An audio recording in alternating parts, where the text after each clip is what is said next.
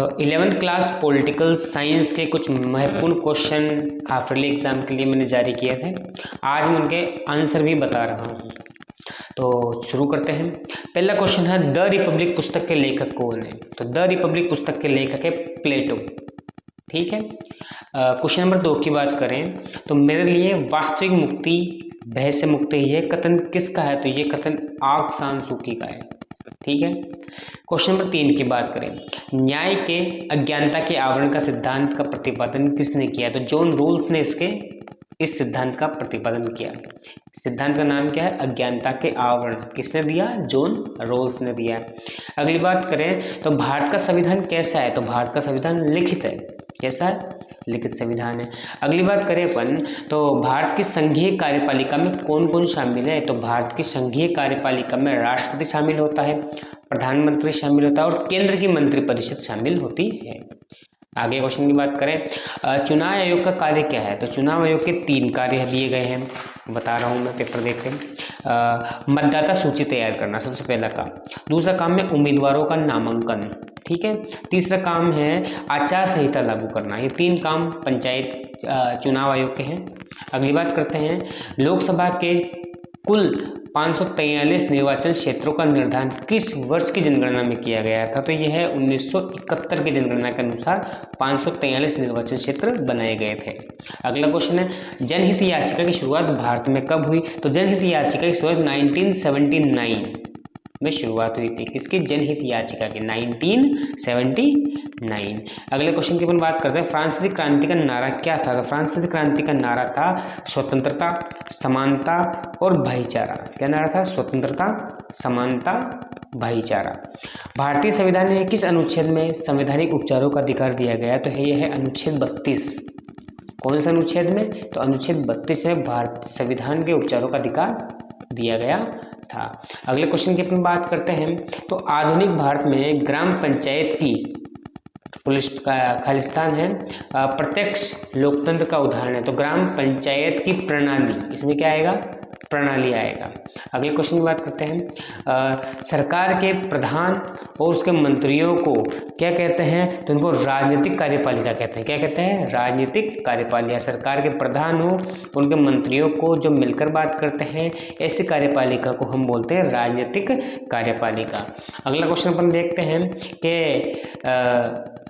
मेरा जनसिक अधिकार है और मैं इसे लेकर रहूंगा। तो ये क्या है? ये किसका है नारा?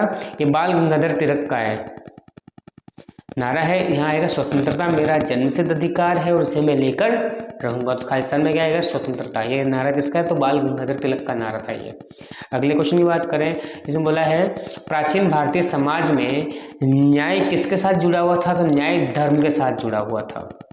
ठीक है। अगले क्वेश्चन की बात करते हैं, नागरिकता एक राजनीतिक समुदाय की पूर्ण और समान सदस्यता है।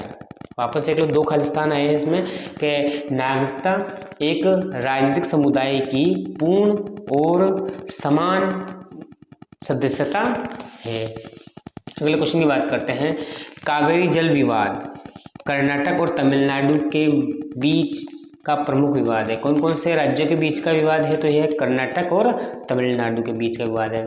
अगले क्वेश्चन की बात करते हैं अपन, संसद का प्रमुख कार्य अपनी जनता के लिए कानून बनाना है। देखो अपने 3 तरह के सरकार के अंग हैं। पहला है कार्यपालिका। कार्यपालिका की पहले बात करते हैं अपन विधायिका की। विधायिका का काम है कानून बनाना। जिसने विधायिका के नाम लिया है, संसद जिसे हम कहते हैं, उसका काम है कानून बनाना। कार्यपालिका का उन कानूनों को लागू करना और इनके बीच में अगर कोई अड़चन आती है तो उसमें काम करती है फिर न्यायपालिका।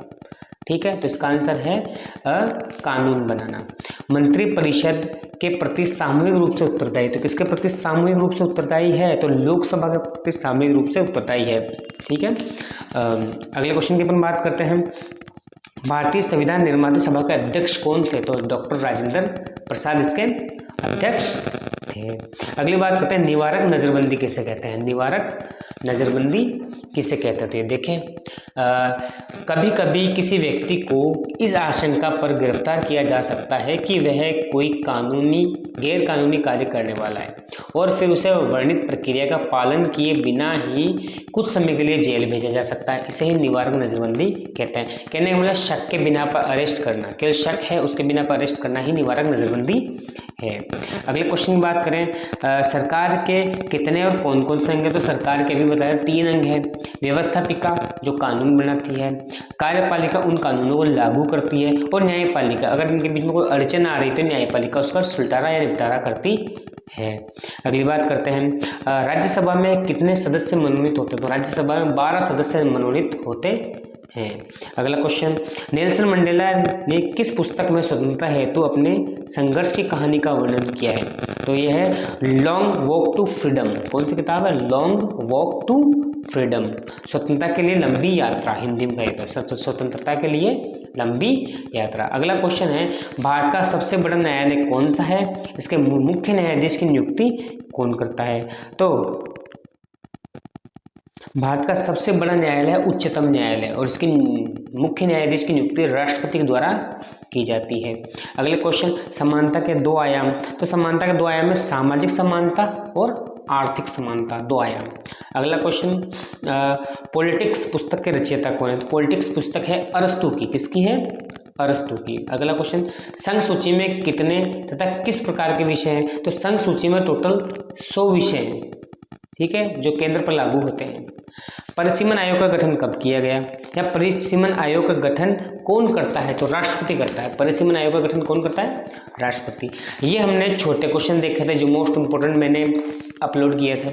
अब हम बड़े क्वेश्चन देखेंगे अगले वीडियो भाग 2 के अंदर। हम बड़े क्वेश्चन देखेंगे इसके, ठीक है। उनमें मैं बताऊंगा लिखने का तरीका कैसा हो, बड़े क्वेश्चन कैसे लिखे जाते हैं, उनके मेन लाइनें कौन सी होती है जो लिखते हैं हम बड़े क्वेश्चनों के लिए। तो आज इस वीडियो में भाग 1 में केवल छोटे क्वेश्चन ही थे, तो इनको देखें और याद करिए। हाफ ईयरली एग्जाम के लिए मोस्ट इंपोर्टेंट क्वेश्चन है। धन्यवाद।